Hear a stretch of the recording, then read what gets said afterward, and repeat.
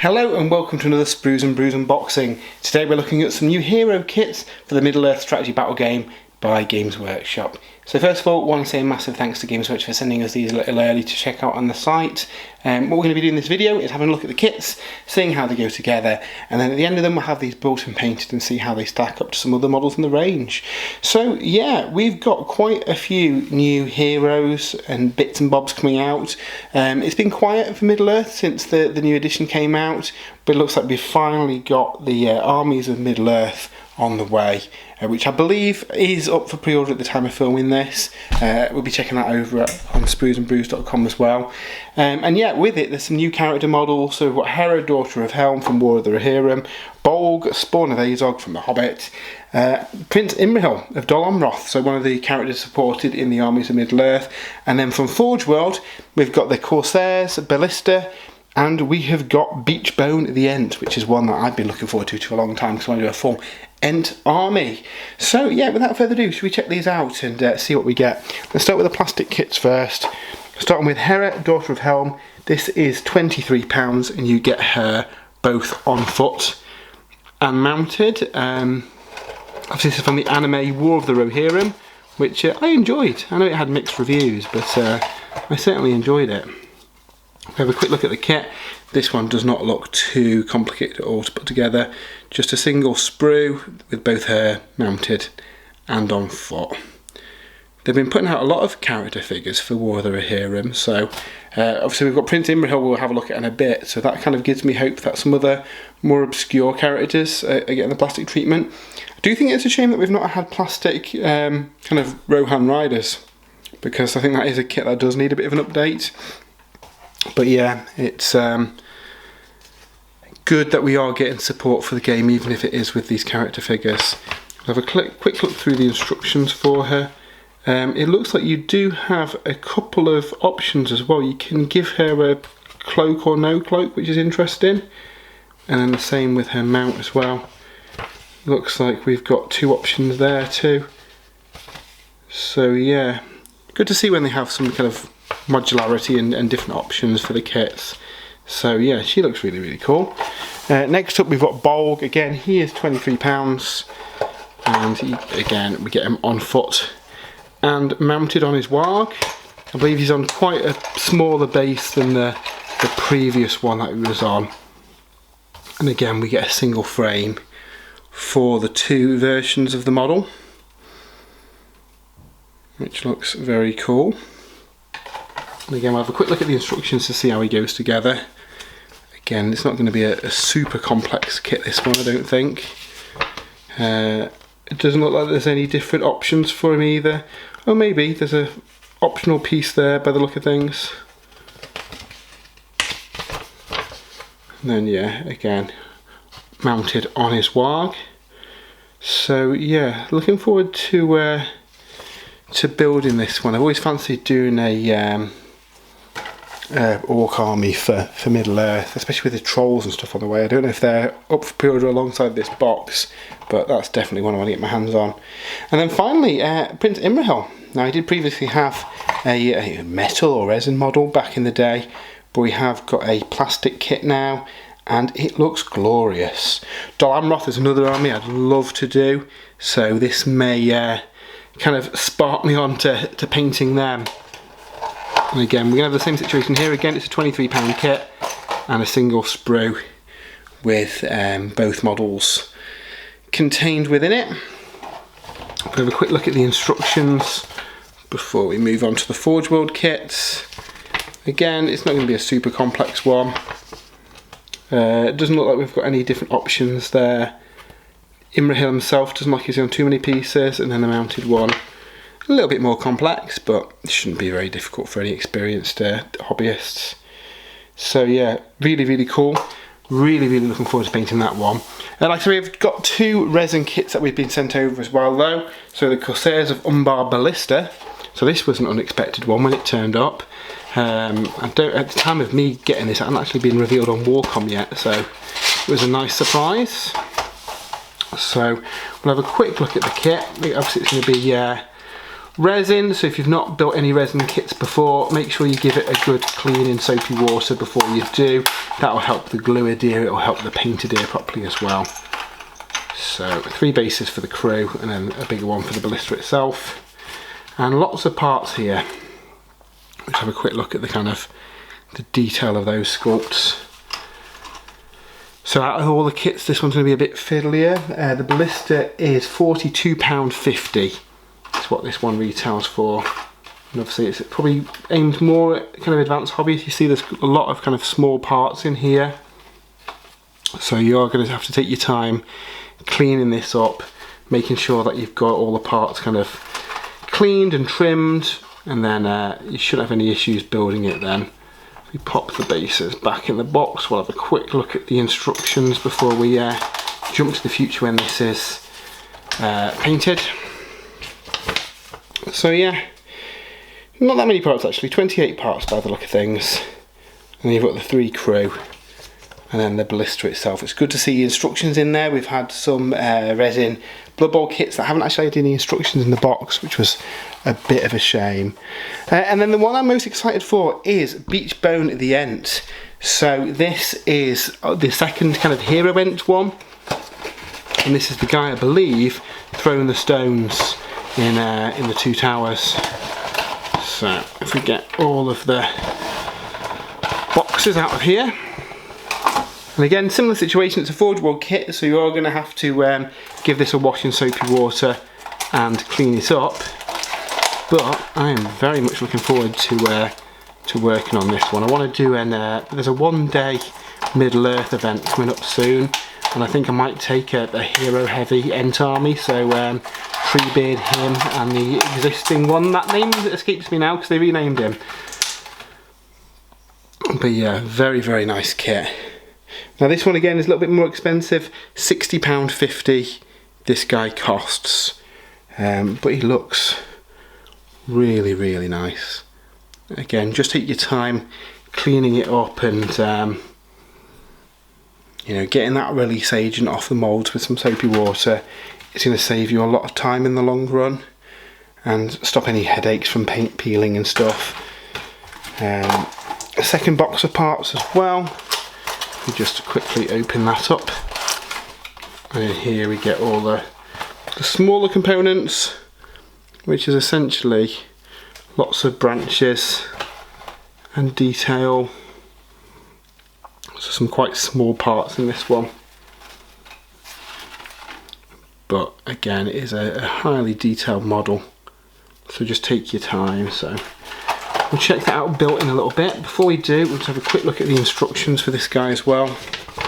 So 18 parts, so again not a massive kit, but if you look at that head assembly with all those kind of branches and stuff, it's going to be one where you want to take your time because there's some quite small parts that you need to get in intricate places. The main body doesn't look too bad, but yeah, I would certainly say take your time on this one and make sure you get those parts right before you try and rush it, for example. So yeah, let's look at all of the hero kits. What we're going to do now is jump to the future where these will be built and hopefully painted to show what they look like in their finished state. So fast forward a couple of weeks later and I've got all of these painted up and they are brilliant, brilliant kits. We'll start with the Ent, and I really, really enjoyed working on this guy. For a bit of a scale comparison, I've got Quick Beam here. So he stands a fair bit taller than Quick Beam, and Treebeard I think is a similar size to him. In fact, he stands a little taller than him too. So nice kit with some great details on there. Obviously a lot of that kind of wood texture to build up, and then the leaves. Now this one admittedly is quite fiddly to build because all these branches go in specific places and it's sometimes a little hard to tell which one is which, but other than that it's fairly straightforward. Like the main assembly of the body, there's not many parts, it's just all those branches and cleaning them up and everything. That takes a little bit of time. I did find him easier to build than Quick Beam because he was a little fiddlier and I think there was a bit more flash on the parts, so the parts were pretty clean on this guy, to be fair. And yeah, really nice base, some details there, which you can then obviously build up with some kind of basic materials and foliage. So yeah, really liked him. I'm planning on putting together an Ent force for a weekday Warhammer at Warhammer World in a month, so I think I'll probably bring the Ents along for that. And yeah, I know a lot of people have been looking forward to him, because he's had rules for a while now and no profile and no model, so yeah, he's finally there. So yeah, really nice model. Again, quite pricey, the same price as Quick Beam, so you're talking, you know, £60 for an Ent, which is, it's a lot, but it is a very nice model and a lot more detailed than the plastic Ents as well. So yeah, he's finally out there, which is really cool. So next up, let's have a look at Bolg. So this again was a really fun model to paint up. Now the pose has been a bit diversive, because obviously he's kind of like jumping down. I like the pose. Obviously if you've got the older model, then from a match play point of view, you're going to have to try and stick him on this size base, which might be a little bit hard to do with the old one. But yeah, really nice model. Obviously get him mounted and on foot too. And you have got the option of giving him that bow as well, which I've stuck on the back there. But yeah, again, another nice fun one. Plastic kit as well. It's nice that in this little wave we've had plastic kits for Lord of the Rings, The Hobbit and the War of the Rohirrim. So yeah, good to see that. And he was great fun to work on too.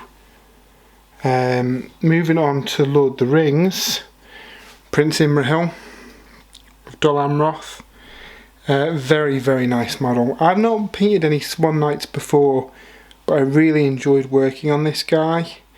Really dynamic pose on his horse and lots of nice little details on there. So yeah, I'm very tempted to pick up a Swan Knight army. Now, by the time you're watching this, Armies of Middle-Earth will be up for pre-order. Now, we've not received a review copy yet, so there won't be a review of that up today.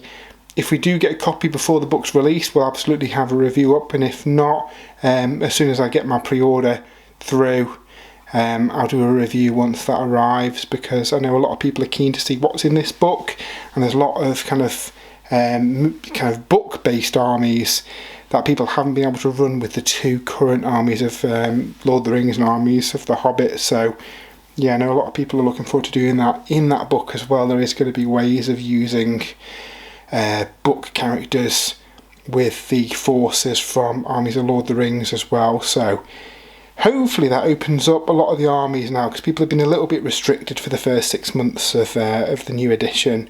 So yeah, really looking forward to checking out. Like I say, hopefully, even if we don't get a review copy sent through, we will absolutely have a look at it when my copy arrives, when I pre-order that today. So yeah, but very nice model, and again, you do get him on foot as well. And yeah, I really want to build some Swan Knights to go with him, because yeah, they're very cool. The last of the plastic models is Hera, daughter of Helm. So this is one that we saw a long time ago on Warhammer Community. So if you've got the War of the Rohirrim box, this is a nice model to add to the Rohan force in there. Hopefully we get a new model for Helm as well at some point. It wouldn't surprise me. And there has been some kind of rumours of a War of the Rohirrim supplement. We kind of guessed as much from the couple of scenarios that you get in the box. Obviously there's a lot more that happens in the film that isn't covered there, and maybe some new kits that go out alongside that. Like, it really surprised me we didn't get a new Mummock based on the ones seen in the film, so hopefully there's new models coming on the way for that. But yeah, she is a very nice model. And again, you get her on foot as well. Really nice sculpt. So yeah. And then finally in this wave of miniatures, we've got the new Corsairs Ballista. Now this is a really nice model as well. It's Forge World resin. Comes in a couple of pieces, and the actual Ballista itself is a little bit tricky to build, just you know, with it being resin. So as with all resin kits, make sure you give it a good clean first. Gets the grease agent off it so that the paint sticks to the models, and also help with the glue as well, making sure all the components stick together. So just take your time with them. You get 3 crew in there, and they're very nice as well.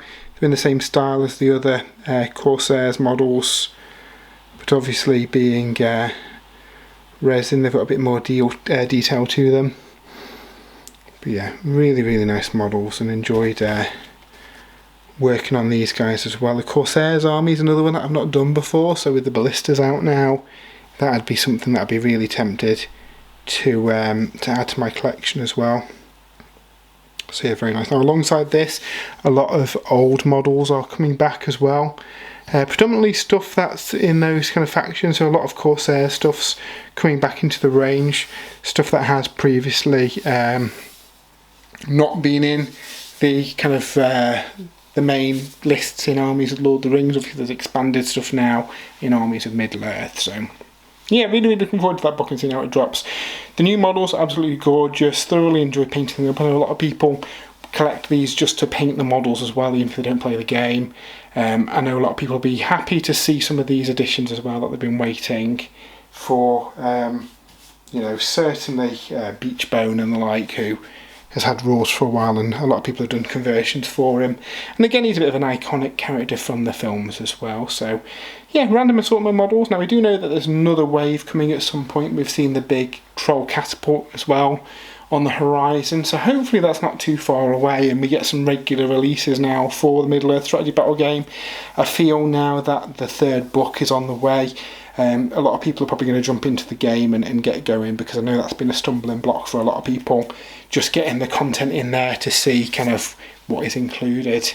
So yeah, like we haven't got a review of that up today. I haven't got the book yet. We also have the match play guide up for pre-order today as well. So again, I'll be ordering that, and then once we have it, we'll do a review of that too.